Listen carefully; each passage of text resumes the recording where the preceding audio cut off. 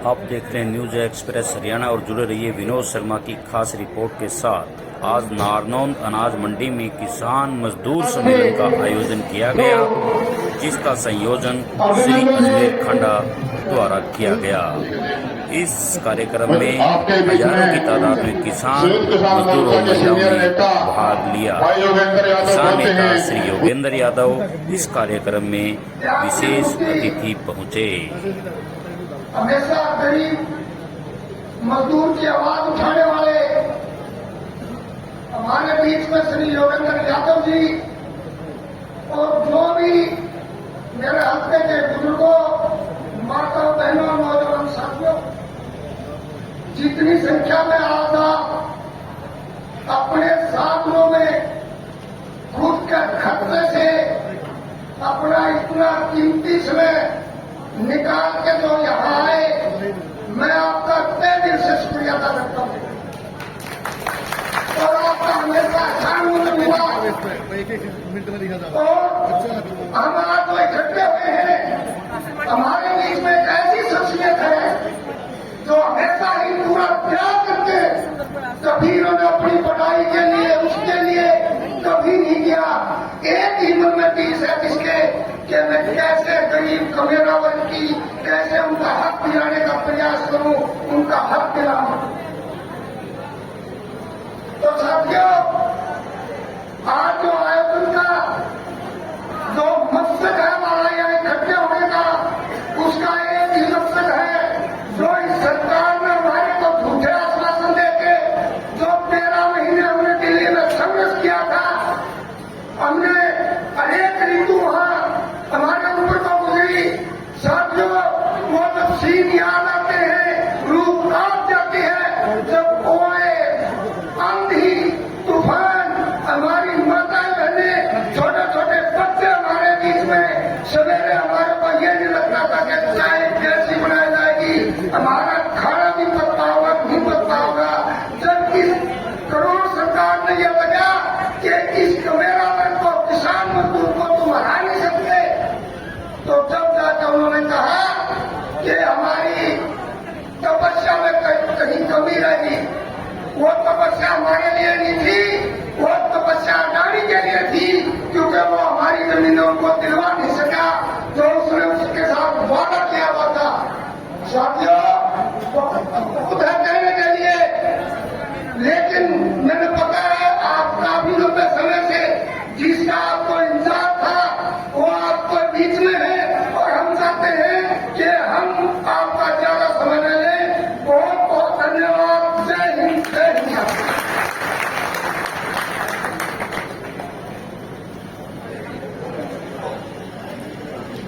किसान मजदूर सम्मेलन में आए इस इलाके के तमाम नेतागण, आज के हमारे आयोजक भाई अजमेर खांडा जी, मेयर सिंह राजपल जी, महेंद्र यादव जी, सरदार मलिक सिंह जी, राज सिंह सरपंच जी, काला गावड़ा जी, जय नारायण सिंह जी, भाई वीरेंद्र बागोड़िया, तिलू रोहान जी, शमशेर कुंकल जी, किताब सिंह गावड़ा जी, हमारे जय किसान आंदोलन के राष्ट्रीय उपाध्यक्ष भाई दीपक लांबा जी, हमारे प्रदेश अध्यक्ष माननीय युद्धवीर रावत जी, यहां उपस्थित तमाम गणमान्य साथियों, मेरे भाइयों और बहनों, खास तौर पर यहां आने के बाद मेरा दिल इस बात से बहुत खुश हुआ कि मैं अपने दाहिने हाथ की तरफ अपनी बहनों माताओं को देख रहा हूं, क्योंकि मेरी एक मान्यता है, जिस भी काम में, जिस भी यज्ञ में, जिस भी आंदोलन में अगर औरत शामिल हो जाए तो समझो वो सफल होकर ही रहेगा। तो मिल के हम पहले एक नारा देंगे। हम नारा दिया करते थे, कौन बनाता हिंदुस्तान। लोग कहते हैं भारत कौन बनाता है, हम कहते हैं भाई ये दिल्ली में, चंडीगढ़ में बड़ी बड़ी कुर्सियों पे बैठे हुए लोग देश नहीं बनाते हैं। देश कौन बनाता है? जो कमेरा वर्ग, जो अपने हाथ से मेहनत करके एक मुट्ठी जीरी से एक बोरी जीरी निकालता है, वो मेहनत करके बनाता है, वो बनाता है हिंदुस्तान। और जो सर्दी के दिनों में जब दिखाई नहीं देती तब ठंडे पानी लगाता है खेतों के अंदर, जो मजदूरी करता है, सड़क के ऊपर मजदूरी करता है, मनरेगा की मजदूरी करते हैं, ये लोग हिंदुस्तान बनाते हैं। बड़ी बड़ी कुर्सियों पे बैठे लोग हिंदुस्तान नहीं बनाते। तो इसका नारा हम देंगे। मैं कहूंगा कौन बनाता हिंदुस्तान, और उसका जवाब क्या है? भारत का मजदूर किसान। ये मजदूर किसान सम्मेलन है। तो कौन बनाता हिंदुस्तान? जब के पीछे तक पता लगे कि भारत का मजदूर किसान बनाता है इस देश को। कौन बनाता हिंदुस्तान? कौन बनाता हिंदुस्तान?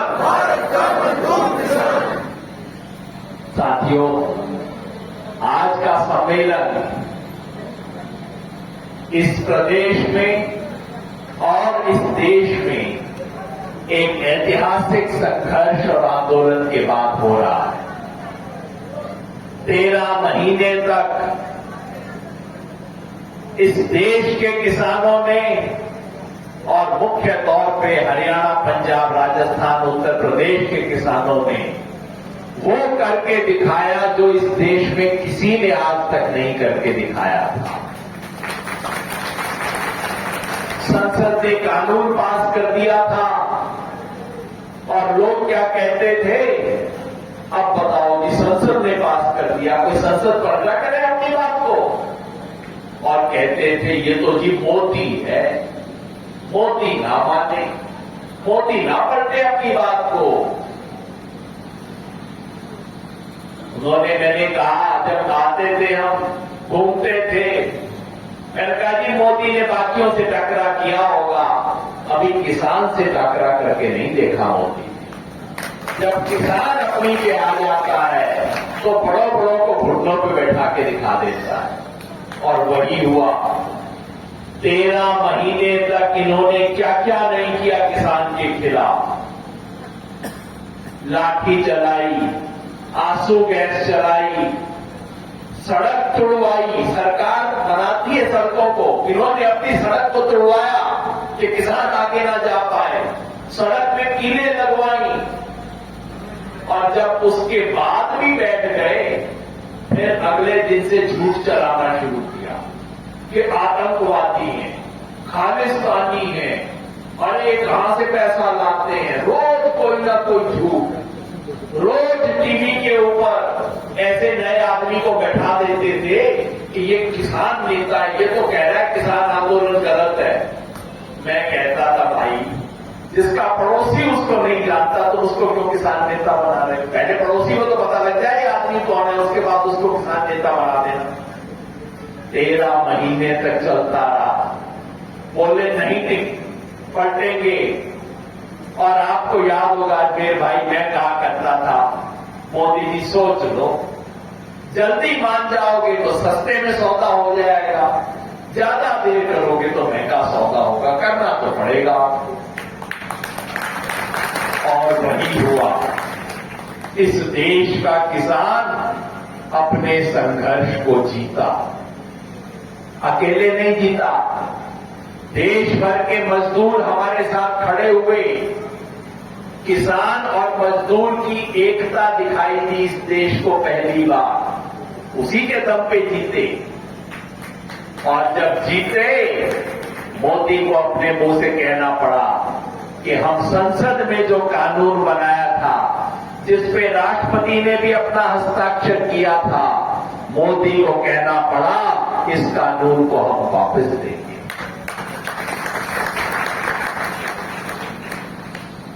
लेकिन चालबाजी से तो बाज नहीं आते लोग। हम लोगों के साथ इन्होंने वायदा किया, मैं वहां पे था, हमारी 9 मेंबरों की कमेटी थी जो चलाया करती थी आंदोलन को। सरकार की चिट्ठी आई हमारे पास। सरकार ने लिख के बोला कि हम आपको ये वायदे करते हैं। ये 3 कानून तो वापस हो गए। सरकार ने पहले कहा, अब मोदी जी ने कानून वापस ले लिया, अब आप उठ जाओ। हमने कहा हमारी मांग तो इससे भी ज्यादा थी, बाकी चीजों का क्या होगा? तो सरकार ने लिख के चिट्ठी दी हमारे को, लेकिन जब तक हम वहां पे बैठे हुए थे तब तक तो सरकार मान रही थी। बस जिस दिन हम वहां से उठ लिए, सरकार ने कहा चल काम पूरा हो गया, अब तो उठ लिया, अब इनकी कोई बात मानने की जरूरत नहीं। क्या क्या वायदा किया था? सरकार ने लिख के वायदा किया था कि किसान आंदोलन के दौरान जितने भी मुकदमे किए गए वो सारे मुकदमे वापस दिए जाएंगे। हमने पूछा जी वापस ले लिए? सरकार ने कहा हाँ ले लिए, कोई बात नहीं। किसी एमपी संसद में बोल दिया हाँ जी इसकी प्रक्रिया जारी है, ये हो जाएगा, लिख के दिया था, तत्काल प्रभाव से वापस लेंगे। आज महत्वपूर्ण दिन इसलिए है कि आज ठीक 2 साल हो गए। ये दिसंबर के इन्हीं दिनों की बात है, 2 साल हो लिए। और अभी क्या हुआ? पिछले हफ्ते की बात आपको बता रहा हूं।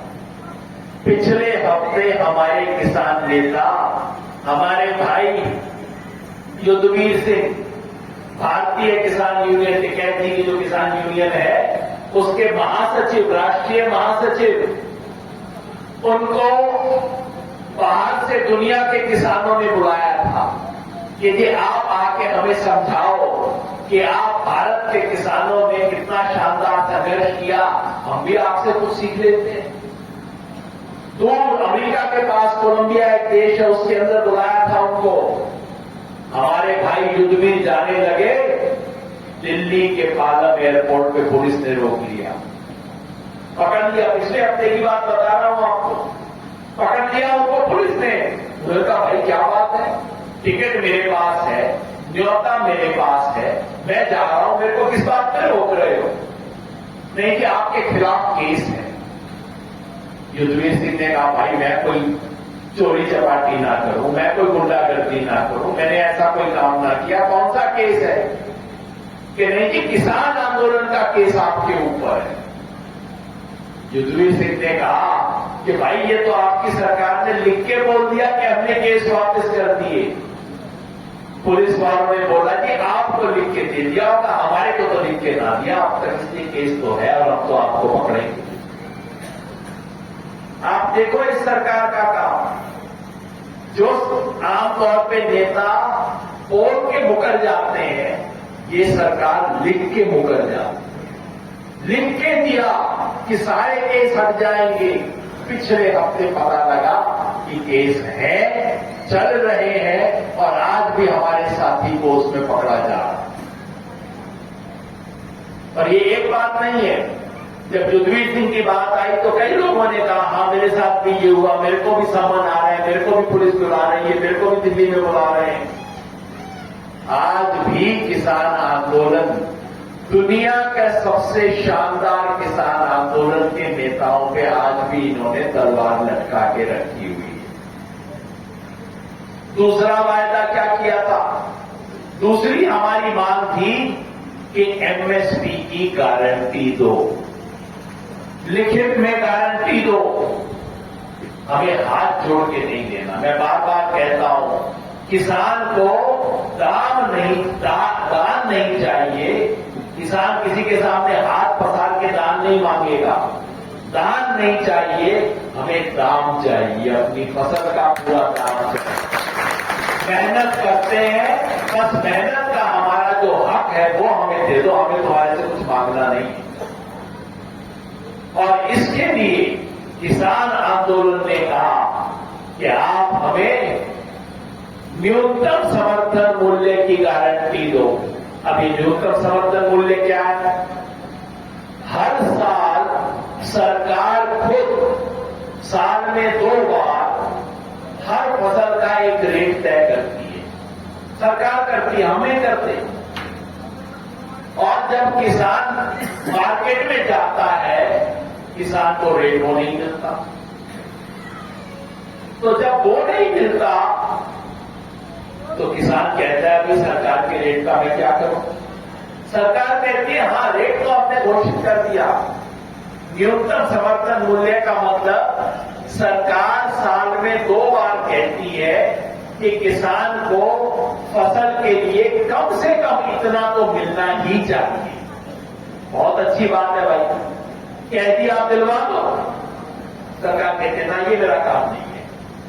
कह रहे भाई आप कोई पंडित हो क्या जिसके अंदर मंदिर में प्रवचन देने के लिए कि अच्छी बातें करना तो मेरा काम है, लागू करवाना मेरा काम नहीं है। तो हम कहते हैं, किसान आंदोलन कहता है कि आप इसको लागू करो, इसकी गारंटी लो। सरकारी कर्मचारी है, सरकारी कर्मचारी को अगर तनख्वाह नहीं मिलेगी तो क्या करेगा? कोर्ट कचहरी जाएगा, कहेगा मेरी तो तनख्वाह दो, मैंने काम किया है, मेरे को पैसा क्यों नहीं दिया, पैसा दो। लेकिन किसान, उसको आप घोषणा कर देते हो, उसके हाथ कुछ नहीं देते। इसलिए किसान आंदोलन की मांग है कि न्यूनतम समर्थन मूल्य को कानूनी अधिकार बनाया जाए। सरकार ने कुछ काम नहीं किया है। 2 साल हो गए, कमेटी उसकी एक घोषित कर दी, कमेटी में कोई किसान संगठन का गया नहीं, कमेटी का काम शुरू नहीं हुआ, वहीं का वहीं पे बैठा हुआ है। कोई एक धेले भर का काम अब तक इन्होंने नहीं किया 2 साल। इसलिए आज देश भर के किसान कह रहे हैं, अभी 26 नवंबर के दिन किसानों ने मिलकर फैसला किया कि हम देश भर में क्षोभ दिवस मनाएंगे। धोखा हुआ है हमारे साथ, उस धोखा देने वाली सरकार को हम सीधा करेंगे। और यही बात मजदूर की है। किसान आंदोलन के दौरान हमने सिर्फ किसान की बात नहीं रखी, क्योंकि किसान और मजदूर एक दूसरे से जुड़ा हुआ है। तो हमने पहले दिन से किसान आंदोलन में ये मांग की थी कि मनरेगा की जो मजदूरी है, मनरेगा का जो काम मिलता है, वो 100 दिन नहीं, कम से कम 200 दिन किया जाए मनरेगा के काम को। सहमत है मेरी बहनें इससे? जरा हाथ खड़ा करके बताएं जो बहनें इससे सहमत है। भाई हमारे भाई लोग भी सहमत हो, वो भी हाथ खड़ा कर दो, पाबंदी आपको भी ना है जी। तो हम सब चाहते हैं कि मनरेगा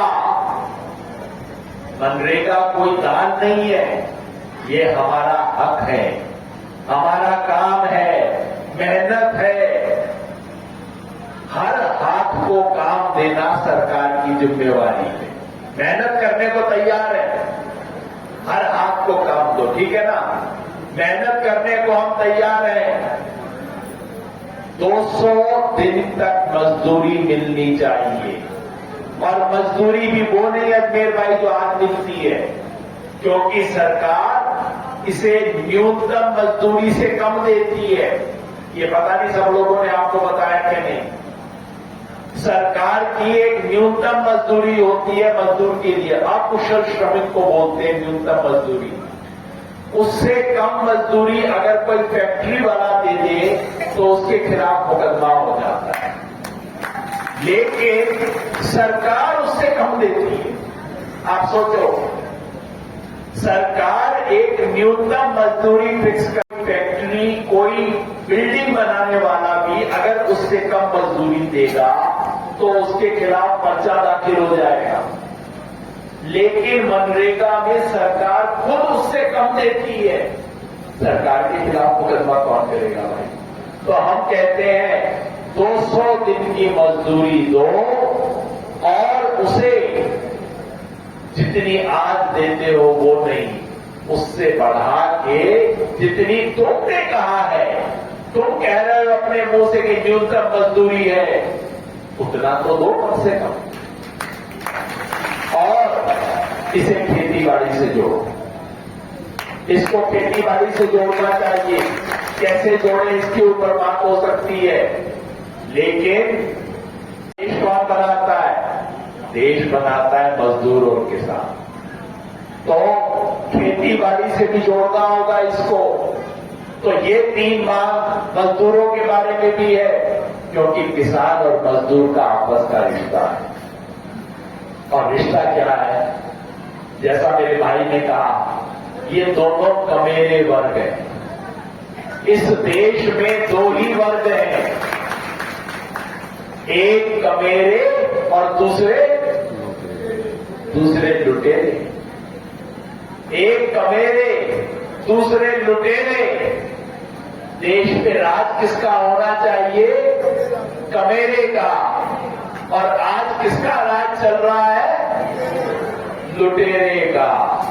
उसका भी एक मिसाल आपको दे दूं मैं। सबको ध्यान है, कोरोना बीमारी आई थी, याद है? याद तो खत्म ना हुई।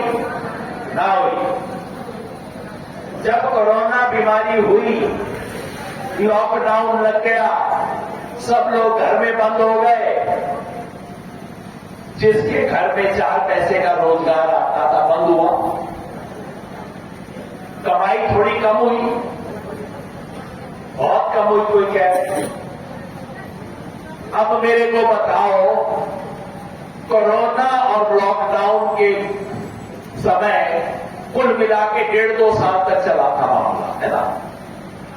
जिसको कोरोना के टाइम पे थोड़ा सा नुकसान हुआ, 2 पैसे का, 4 पैसे का, 100 रुपए का, 200 रुपए का, 1000 का, या कोई किला बेचना पड़ा, कुछ करना पड़ा, वो सब जरा हाथ खड़ा करके बताना कि जिसको कोरोना के टाइम पे नुकसान हुआ था उसके घर परिवार में।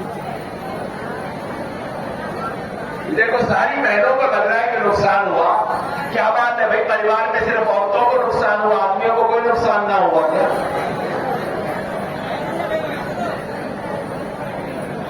जो आपके साथ हुआ वो पूरे देश में हुआ। पूरे देश में उस 2 साल में कोई बड़ा कहां चले जाओ, मैं पूरे देश में घूमता हूं, कल महाराष्ट्र में था, जहां जाता हूं यही कहानी होती है कि भाई कोरोना के दौरान एक बार अस्पताल ले जाना पड़ा, जमीन बेचनी पड़ गई हमारे को, कि डॉक्टर ने इतना पैसा ले लिया, घर का एक कमाऊ आदमी था, चला गया। ये सब कहानियां चारों तरफ सुनने को मिलती है। तो देश की सारी पब्लिक को कोरोना में नुकसान हुआ, लेकिन एक आदमी को फायदा हुआ। एक आदमी था जिसका कोरोना में संपत्ति बढ़ गया, जिसका आमदनी बढ़ गई, सारा देश डूब रहा था, वो आदमी ऊपर चढ़ गया। कौन है वो आदमी? क्या नाम है? नाम है उसका गौतम अडानी। और गौतम अडानी किसका दोस्त है? मित्रों, वो जब वो मित्रों कहते हैं ना, वो गौतम अडानी की बात कर रहे होते हैं। ये है मित्रों, ये गौतम अडानी की संपत्ति कितनी है मैं चाहता हूं सब लोग इसे देखें, क्योंकि यहां पब्लिक नहीं बैठी हुई है, यहां हर आदमी एक नेता बैठा है, हर कोई असर का आदमी बैठा है यहां, हर बहन ऐसी है जो जाके 10 घरों में बात को बताएगी।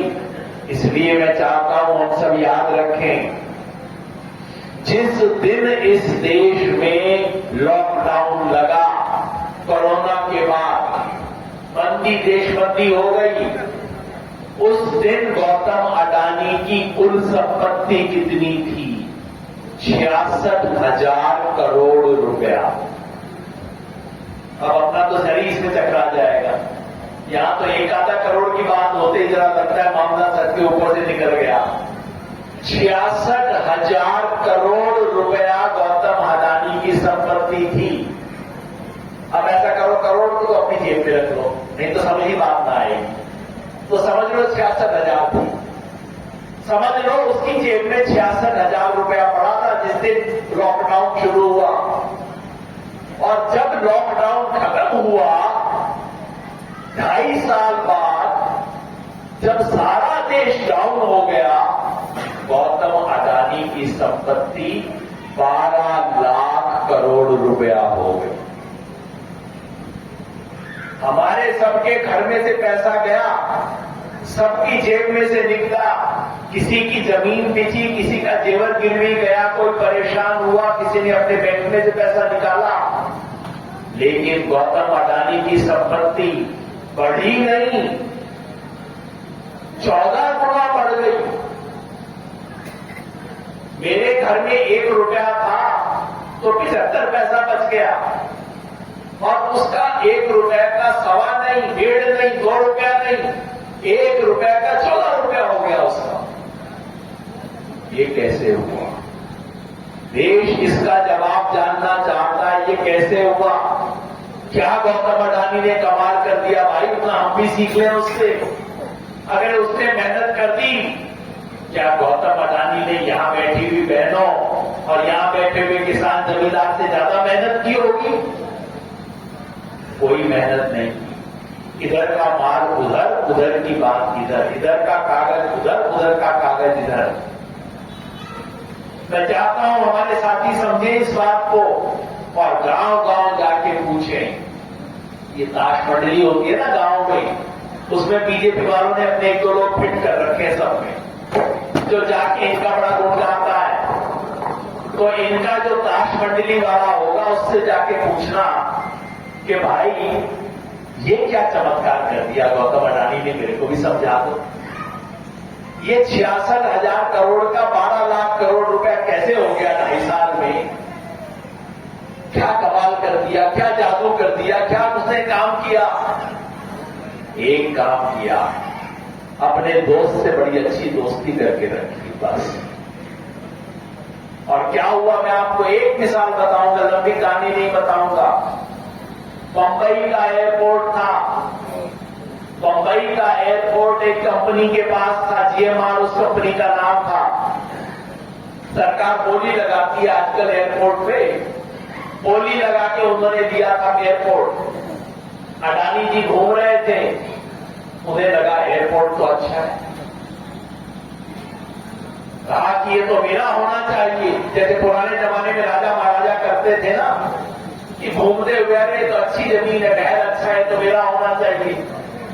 हमारे आप एक जमाने में कुछ नेता लोग ये काम किया करते थे, याद है? तो अडानी जी ने कहा कि अरे ये तो बड़ा अच्छा एयरपोर्ट है, मेरे को दे दे। जिस कंपनी का एयरपोर्ट था उसने कहा ना भाई, होगा, जनता को अपने हक की लड़ाई लड़नी होगी और ये लड़ाई को 24 के चुनाव तक चलाना होगा। क्योंकि ये जो 24 का चुनाव आ रहा है, अब पता नहीं हरियाणा में तो हो सकता है विधानसभा भी करवा दें उसके साथ, पता नहीं। ये जो 24 का चुनाव है, ये सिर्फ संसद का चुनाव नहीं है, ये इस देश की संविधान सभा का चुनाव है। ये वो चुनाव है जिससे आने वाले 20-30 साल तक इस देश का भविष्य तय हो जाएगा। आजकल सड़कों के ऊपर बड़े बड़े फ्लाईओवर बने हैं ना, गाड़ी लेके आदमी जा रहा होता है, एक बार फ्लाईओवर पे चढ़ गया तो क्या भाई अब तो यू टर्न ना है, अब तो आपको 10 किलोमीटर जाना ही पड़ेगा, उसके बाद ही गाड़ी मुड़ेगी, उससे पहले ना मुड़ सके। ये 2024 ऐसा ही फ्लाईओवर है। एक बार गलत फ्लाईओवर पे चढ़ गई गाड़ी तो 20 साल तक यू टर्न ना मिलेगा इसमें। इसलिए अब हमें सचेत होकर ये काम करना है।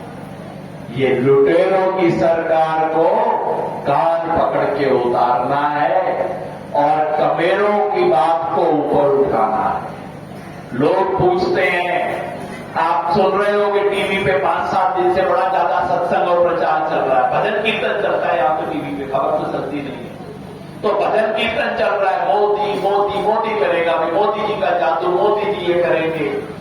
मेरे से पूछा किसी ने टीवी पे कि मोदी के सामने कौन है, आप बताइए। मैंने कहा मोदी के सामने बुद्धा है।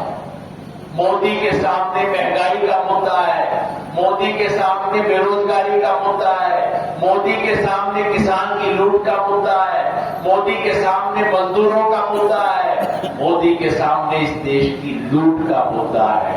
ये चुनाव मोदी के खिलाफ मुद्दा खड़ा होगा। इस देश का जमीन का मुद्दा, किसान का मुद्दा, मजदूर का मुद्दा, इस देश के कमेरों का मुद्दा आएगा, उसके जरिए हम सीधा करेंगे।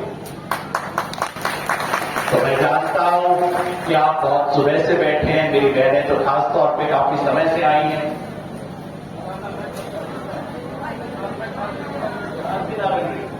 भाई बता रहे हैं किसानों को खाद ना मिल रही है, भी आप बोल दो। भाई मैं क्या बताऊं क्या क्या नहीं मिलता इस देश में किसान को। तो 100 चीजों की एक दवा, देखो 100 सुनार की और एक लोहार की। तो तरीका इसका यही है कि बार बार कहने भाई ये ना मिलता, वो ना मिलता, खाद ना मिलती, कीटनाशक नहीं, ये ना वो ना, उसकी बजाय जो देने वाला है उसी को बदल दो और कहो कि भाई तेरे हाथ से कुछ गड़बड़ है, तेरे हाथ से बांटने का काम ठीक ना हो रहा, तू बैठ जा, तू बहुत देर हो गई, 10 साल हो गई, बहुत तंग हो गया, चल तू थोड़ा बैठ जा, थोड़ा रेस्ट कर ले, किसी और को मौका देंगे। और अगर किसी और ने भी गड़बड़ की उसका भी काम पकड़ के नीचे बैठा दे। तो मैं जानता हूं आप सब बहुत देर से बैठे हुए हैं, बहनें तो घर से रोटी पो के आई होंगी और अब मन में सोच रही होंगी जाके डॉक्टर को भी देखना है, सब काम करना है। तो और लंबी बात नहीं करूंगा, बस हम सब लोग मिलकर संकल्प लेंगे इस किसान मजदूर सम्मेलन में कि इस देश में किसान और मजदूर के मुद्दे के ऊपर लड़ाई होगी। मिलकर हम सब अपनी लड़ाई लड़ेंगे और जीतेंगे। तो बस जाने से पहले एक नारा दे के जाना सब लोग, मैं कहूंगा लड़ेंगे और जिसने जीतना होगा वो कहेंगे जीतेंगे। लड़े